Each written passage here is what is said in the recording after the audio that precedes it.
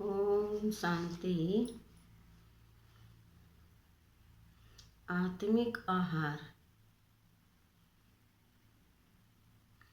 जैसे शरीर को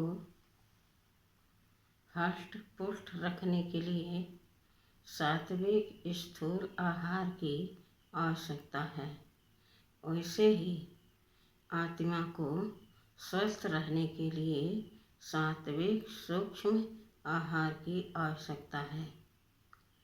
आज अधिकांश नर नारी शारीरिक आहार की शुद्धता और पौष्टिकता पर तो ध्यान रखते हैं, लेकिन आत्मिक आहार की कोई चिंता नहीं करते। उन्हें पता ही नहीं कि आत्मा का आहार क्या है, कौन सा आहार सात्विक है तथा कौन सा तामसिक। अज्ञानता के कारण आज प्रायः सर्व आत्माएं तामसिक आहार ग्रहण करती जा रही हैं। इसका घातक परिणाम हमारे समक्ष दिनों दिन बढ़ती हिंसा, अराजकता, छल कपट, पापाचार, भ्रष्टाचार तथा दुख अशांति के रूप में विद्यमान है। आत्मा के सूक्ष्म आहार और उनका अंतर्मन पर प्रभाव। आत्मा सूक्ष्म है, अतः उसका आहार भी सूक्ष्म है। काम, क्रोध, लोभ, मोह, अहंकार, ईर्षा, द्वेष, घृणा, छल कपट, पाखंड, चिंता आदि आत्मा के तामसिक भोजन हैं। और प्रेम, दया, करुणा, क्षमा, मैत्री, सहानुभूति, त्याग, सेवा आदि सात्विक भोजन। अब आप स्वतः सोच सकते हैं कि आपका आत्मिक आहार सात्विक है या तामसिक। क्या आप काम वासना से पीड़ित होकर संतप्त तो नहीं रहते? क्या आप क्रोध की अग्नि में निरंतर अपने को जलाकर शक्तिहीन तो नहीं बनते रहते? क्या ऐसा तो नहीं है कि जब कोई मनुष्य आपका नुकसान करता है तो आप स्वयं भी क्रोध में जलने लगते हैं? एक तो किसी ने आपका नुकसान किया और दूसरे आप उसके प्रतिकार में क्रोध में जलकर अपना और नुकसान कर रहे हैं। कितनी महान अज्ञानता और घोर मूर्खता है। यह जब हम किसी को दुख देने का विचार मन में लाते हैं तो सर्वप्रथम द्वेष, चिंता और भय से स्वयं दुखी होते हैं। साथ ही हमारा अंतर्मन अपने प्रति वही भाव पैदा कर लेता है। दूसरों से द्वेष का अभ्यास करने वाला व्यक्ति आत्मद्वेषी बन जाता है। दूसरों को भयभीत रखने वाला व्यक्ति अकारण भय का रोगी बन जाता है। दूसरों को धोखा देने में अभ्यस्त व्यक्ति का अंतर्मन स्वयं उसका विश्वास नहीं रहता, स्वयं उसका विश्वास नहीं करता। मनोवैज्ञानिक का यह सिद्धांत है कि मनुष्य की विनाशक मानसिक प्रवृत्तियां अंततोगत्वा उसके लिए भी विनाशकारी बन जाती हैं। दूसरों के प्रति बुरी भावना मन में लाने से वैसी ही भावना अपने आप के प्रति हो जाती है। परघात की मनोवृत्ति अंततः आत्मघात की मनोवृत्ति में परिणत हो जाती है। जो दूसरों के लिए सांप बिच्छू पालता है वह स्वयं उन्हीं के द्वारा डसा जाता है। दूसरों को कष्ट देने वाले व्यक्तियों को असाध्य मानसिक और शारीरिक रोग हो जाते हैं। बहुत से शारीरिक रोग मानसिक रोगों के रूपांतरण हैं और उन्हीं को होते हैं जिनकी आत्मा पाप के बोझ से लदी है और जिन्हें किसी प्रकार का बाहरी दंड नहीं मिला। पापी सदा मानसिक बेचैनी की अवस्था में रहता है, जिससे उसे मानसिक और शारीरिक रोग हो जाते हैं। यह पाप का प्राकृतिक प्रायश्चित है। इससे बच जाने पर मनुष्य अज्ञात प्रेरणा से प्रेरित होकर अपराध करने लगता है। जो प्रेरणा अपराध उत्पन्न करती है वही उन भूलों को कराती है जो अपराधी के पकड़े जाने का कारण बनते हैं। इस प्रकार आत्मा अपने पापों के लिए स्वयं को दंड देती है। घृणा आत्मा के लिए विष है। दूसरों के प्रति घृणा अंतोगत्वा अपने प्रति घृणा में परिवर्तित हो जाती है।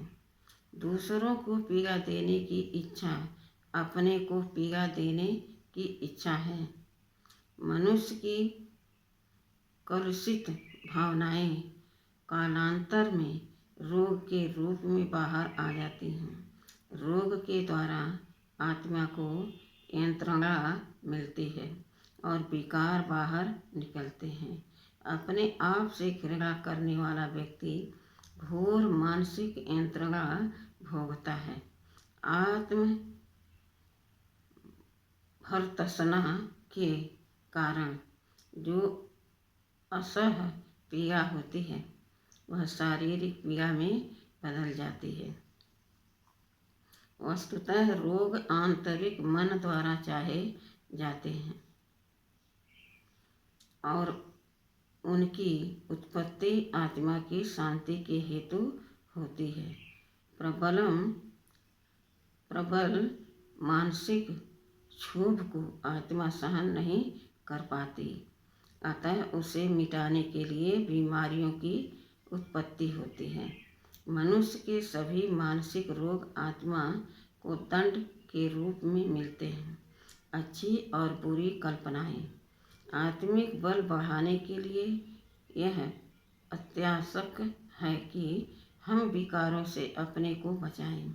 हम बुरे कार्य को संसार से छिपा सकते हैं पर अपने आप से नहीं। बुरे कार्य के फलस्वरूप मन निर्बल हो जाता है। निर्बल मन की कल्पनाएं हमारी इच्छाओं के प्रतिकूल होने लगती हैं। इस प्रकार आत्मा अपने आप को दुष्कृत्यों के लिए दंड देती है। शुभ कार्य करने से मनुष्य में शुभ कल्पनाएं उठती हैं जो उसे आगे बढ़ाती रहती हैं। इस प्रकार पुण्य अपने आप मनुष्य के कल्याण में फलित होता है। दुर्लभ मन की कल्पना उसके समक्ष भीतस चित्र खड़ा करती है। मनुष्य कल्पना करने लगता है कि उसका रोग बढ़ेगा तो रोग बढ़ता ही रहता है। पुण्य आत्मा की कल्पनाएं आशावादी होती हैं। दुर्बल मन रोग का आंतरिक रूप से आवाहन करता है। रोग रोगी को नहीं पकड़े रहता वरन रोगी ही रोग को पकड़े रहता है। रोगी की कल्पना ही रोगों का कारण बन जाती है। इसी प्रकार दुर्घटनाओं को निरंतर मन में चित्रित करने वाला व्यक्ति दुर्घटनाओं को बुला लेता है।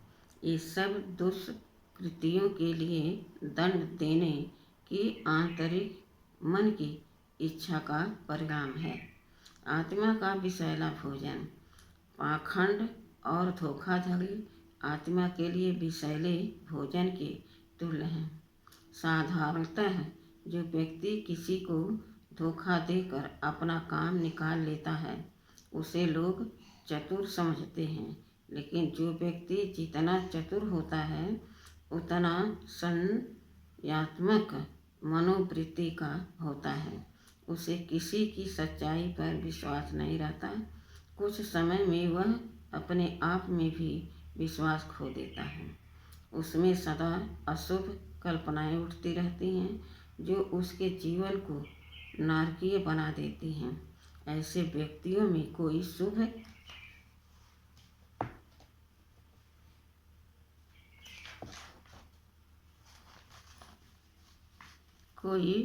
भावना ठहर नहीं पाती। उनका अपने कल्याण में भी विश्वास नहीं होता। उनमें सदा आत्मत्रास की भावना रहती है। उन्हें अकारण भय लगता रहता है। पुण्यात्मा का मन सदा संशय विहीन रहता है, अतः उसके संकल्प अमोघ होते हैं तथा वे अवश्य सिद्ध होते हैं। आत्मा का सर्वोत्तम भोजन परमपिता परमात्मा शिव की प्रेम पूर्ण पावन स्मृति है। इससे आत्मा को दुर्बल बनाने वाले विकार, संशय तथा भय का नाश हो जाता है तथा आत्मा शक्ति संपन्न बन जाती है। परमात्मा शिव सर्वशक्तिमान है क्योंकि वे ईश्वरीय गुण के भंडार हैं। उनसे सहज संबंध स्थापित हो जाने पर आत्मा भी गुणवान और शक्तिवान बन जाती है। त्याग और सेवा। त्याग और सेवा से आत्मा को सच्ची संतुष्टि तथा आनंद की प्राप्ति होती है। त्याग के आनंद की अनुभूति तो सभी अपने जीवन में करते हैं। अपने लौकिक संबंधियों के लिए बड़े से बड़ा त्याग करने में तथा कष्ट सहने में मनुष्य को सुख का अनुभव होता है। यदि हद का यह त्याग बेहद के लिए हो जाए तो मनुष्य को बेहद के आनंद की प्राप्ति हो सकती है। जिसने परमपिता परमात्मा तथा उनके ईश्वरीय कार्य के लिए अपना सर्वस्व न्यौछावर कर दिया, उसके आनंद की क्या सीमा हो सकती है। वस्तुतः सेवा से हमारी तामसिक वृत्तियों का उद्दीकरण हो जाता है। बिना दूसरे की आध्यात्मिक सेवा किए हमारी आध्यात्मिक उन्नति नहीं हो सकती।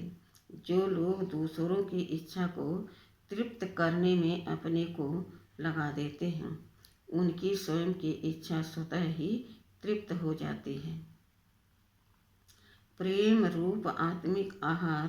प्रेम ऐसा पौष्टिक आत्मिक आहार है जो आत्मा की सारी जटिलताओं, कुसंस्कारों और ग्रंथियों को समाप्त कर देता है।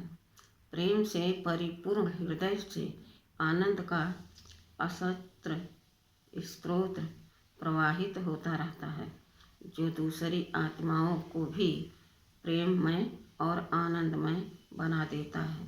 भौतिक विज्ञान का एक नियम है कि प्रत्येक क्रिया की बराबर परंतु प्रतिकूल दिशा में प्रतिक्रिया होती है।